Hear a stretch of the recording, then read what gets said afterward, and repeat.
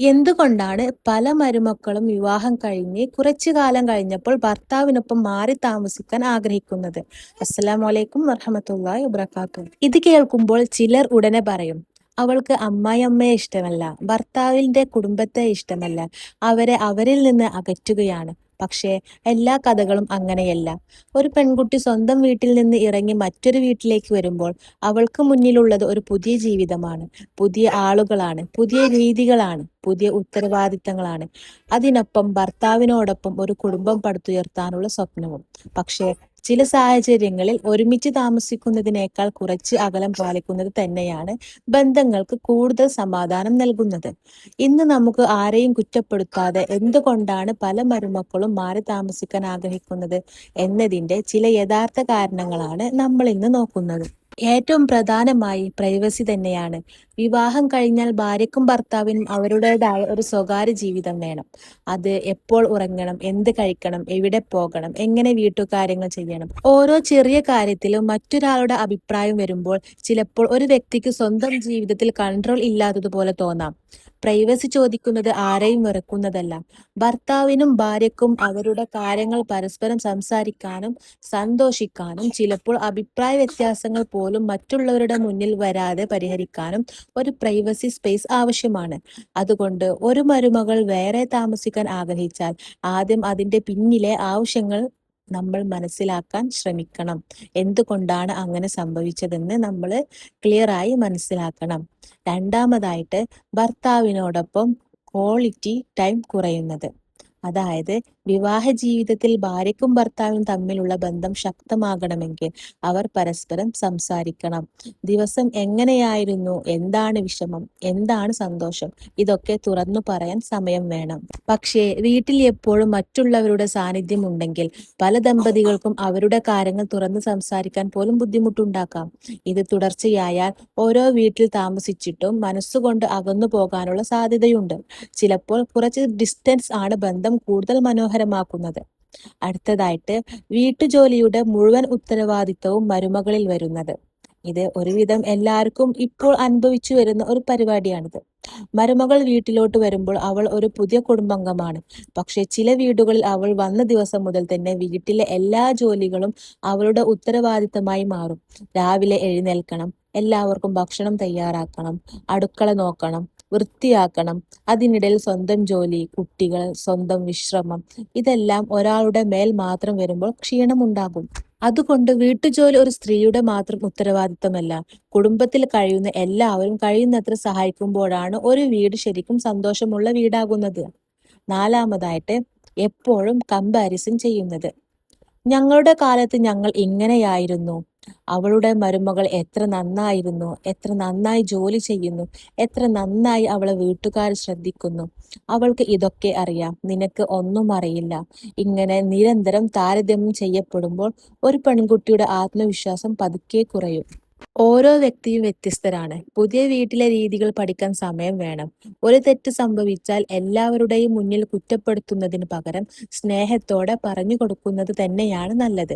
കാരണം തിരുത്താൻ സ്നേഹം ഉപയോഗിക്കുമ്പോൾ ബന്ധം വളരും, അപമാനം ഉപയോഗിക്കുമ്പോൾ ബന്ധം തകരും. അഞ്ചാമതായി, ചെറിയ കാര്യങ്ങളിൽ പോലും ഇടപെടൽ. ചിലപ്പോൾ പ്രശ്നം വലിയ കാര്യമൊന്നുമല്ല. ഭാര്യ എന്ത് വസ്ത്രം ധരിക്കണം, എങ്ങനെ പാചകം ചെയ്യണം, ഭർത്താവിനോട് എങ്ങനെ സംസാരിക്കണം, കുട്ടികളെ എങ്ങനെ വളർത്തണം, ഇതിലൊക്കെ നമ്മൾ എന്തെങ്കിലുമൊക്കെ കർക്കശങ്ങൾ വെക്കും. എവിടെ പോകണം, എങ്ങനെ ചെയ്യണം, ഇങ്ങനെ എല്ലാ കാര്യങ്ങളും നമ്മൾ ഒരു കർക്കശം വെക്കുമ്പോൾ ഒരു വ്യക്തി സ്വന്തം ജീവിതത്തിൽ ഒരു സ്പേസ് ഇല്ലാത്തതുപോലെ തോന്നാം. വീട്ടിലെ മുതിർന്നവർക്ക് അനുഭവമുണ്ട്. അവരുടെ ഉപദേശം തീർച്ചയായും വിലപ്പെട്ടതാണ്. പക്ഷേ ഉപദേശം നൽകുന്നതും തീരുമാനങ്ങൾ അടിച്ചേൽപ്പിക്കുന്നതും രണ്ടാണ്. സ്നേഹത്തോടെ പറയുന്ന ഒരു വാക്ക് പോലും ചിലപ്പോൾ ഒരു വലിയ വഴക്കായിട്ട് മാറും. അത് ഒഴിവാക്കാനാണ് നമ്മൾ സ്നേഹത്തിൽ പറയുന്നത്. ആറാമതായിട്ട്, ഭർത്താവിന് ഒരു ബാലൻസ് ഉണ്ടാക്കണം. ഇവിടെ ഏറ്റവും പ്രധാനപ്പെട്ട ഒരു കാര്യമുണ്ട്. ഭർത്താവ് ഭാര്യയുടെയും മാതാപിതാക്കളുടെയും ഇടയിൽ ഒരു ബാലൻസ് ഉണ്ടാക്കണം. അമ്മയെ ബഹുമാനിക്കണം, അതുപോലെ ഭാര്യയെയും ബഹുമാനിക്കണം. പ്രശ്നം വന്നാൽ നീ അഡ്ജസ്റ്റ് ചെയ്യണം എന്ന് ഭാര്യയോട് മാത്രം പറയുന്നതും ശരിയല്ല.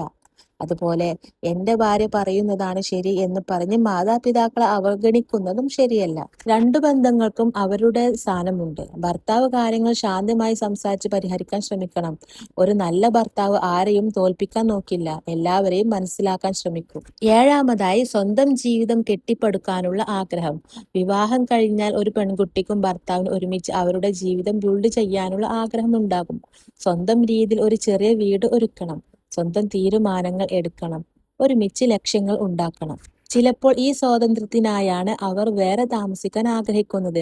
ഇത് മാതാപിതാക്കളെ ഉപേക്ഷിക്കണമെന്നല്ല. വീട് വേറെയാകാം, പക്ഷെ ഹൃദയം വേറെയാകേണ്ടതില്ലല്ലോ. അടുത്തു തന്നെ വേറെ വീട്ടിൽ താമസിച്ചുകൊണ്ട് മാതാപിതാക്കളെ നോക്കാനും ആവശ്യമായപ്പോൾ കൂടെയുണ്ടാകാനും നമ്മൾക്കും സാധിക്കണം. അത് അവരും മനസ്സിലാക്കിയെടുക്കണം. എട്ടാമതായിട്ട്, നിരന്തരമായ ടെൻഷൻ. ഒരു വീട്ടിൽ ചെറിയ അഭിപ്രായ വ്യത്യാസങ്ങൾ ഉണ്ടാകുന്നത് സ്വാഭാവികമാണ്. പക്ഷേ എല്ലാ ദിവസവും വഴക്ക്, പരസ്പരം കുറ്റപ്പെടുത്ത്, മനസ്സിനെ വേദനിപ്പിക്കുന്ന വാക്കുകൾ, എപ്പോഴും ടെൻഷൻ, ഇതെല്ലാം നിങ്ങളുടെ ജീവിതത്തിലും അനുഭവിച്ചിട്ടുണ്ടോ നിങ്ങൾ? ഇതൊക്കെ ഒരാളുടെ മാനസിക സമാധാനത്തെ ബാധിക്കും. അത്തരം സാഹചര്യത്തിൽ ചിലപ്പോൾ മാറി താമസിക്കുന്നത് ബന്ധം തകർക്കാനുള്ള തീരുമാനമല്ല, ബന്ധം കൂടുതൽ നന്നായി നിലനിർത്താനുള്ള ഒരു ശ്രമം കൂടിയാകാം. കാരണം ചില ബന്ധങ്ങൾക്ക് കുറച്ച് ഡിസ്റ്റൻസ് കിട്ടുമ്പോഴാണ് പരസ്പരം കൂടുതൽ ബഹുമാനം തോന്നുന്നത്. ഇനി നമുക്ക് അടുത്തത് എന്താണുള്ളത്, ഒരു ചെറിയൊരു കാര്യം കൂടി ഞാൻ പറഞ്ഞുതരാം. അമ്മായിമ്മമാരോടാണ് ഒരു വാക്ക്. ഇവിടെ അമ്മായിമ്മമാരോടും ഒരു ചെറിയ കാര്യം പറയാനുണ്ട്. നിങ്ങളുടെ മകൻ വിവാഹം കഴിച്ച് ഒരു പെൺകുട്ടിയെ വീട്ടിലേക്ക് കെട്ടിക്കൊണ്ടുവരുമ്പോൾ അവൾ നിങ്ങളുടെ മകന്റെ ജീവിതത്തിലെ ഏറ്റവും പ്രധാനപ്പെട്ട വ്യക്തികൾ ഒരാളായി മാറുകയാണ്.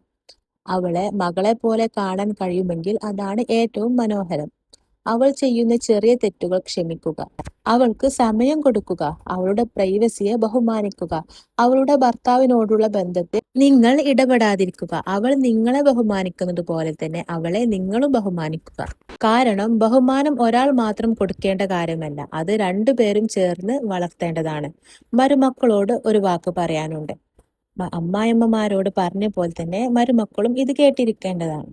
അമ്മായി അമ്മയോടോ ഭർത്താവിന്റെ കുടുംബത്തോടോ അഭിപ്രായ വ്യത്യാസം ഉണ്ടാകുമ്പോൾ ഉടനെ ബന്ധം മുറിക്കണമെന്നില്ല. സംസാരിച്ച് പരിഹരിക്കാൻ കഴിയുമോ എന്ന് ആദ്യം നോക്കുക.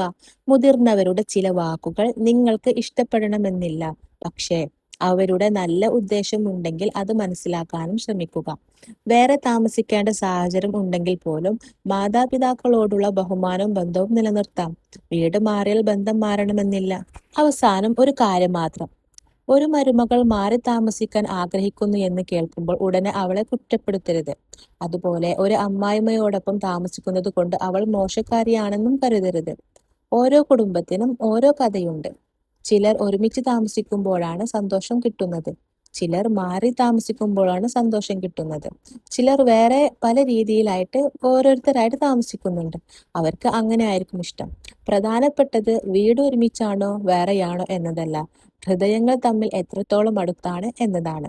അമ്മായിയമ്മ മരുമകളെ മകളെ പോലെ മനസ്സിലാക്കുകയും മരുമകൾ അമ്മായിയമ്മയെ സ്വന്തം അമ്മയെ പോലെ മനസ്സിലാക്കുകയും ബഹുമാനിക്കുകയും ഭർത്താവ് രണ്ടുപേരുടെയും ഇടയിൽ നീതിയോടെ നിൽക്കുകയും ചെയ്താൽ പല പ്രശ്നങ്ങളും തുടങ്ങുന്നതിന് മുമ്പേ അവസാനിച്ചോളും. അള്ളാഹു നമ്മുടെ എല്ലാ കുടുംബങ്ങളും സ്നേഹവും സമാധാനവും ബർക്കത്തും നൽകട്ടെ. ആമീൻ.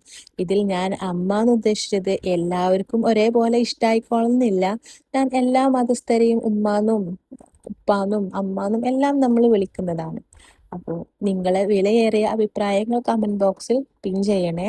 അതേപോലെ നിങ്ങളെ ലൈഫിൽ ഇതുപോലത്തെ കാര്യങ്ങൾ നടന്നിട്ടുണ്ടെങ്കിൽ അതും കൂടി ഒന്ന് ഷെയർ ചെയ്യാൻ മറക്കല്ലേ.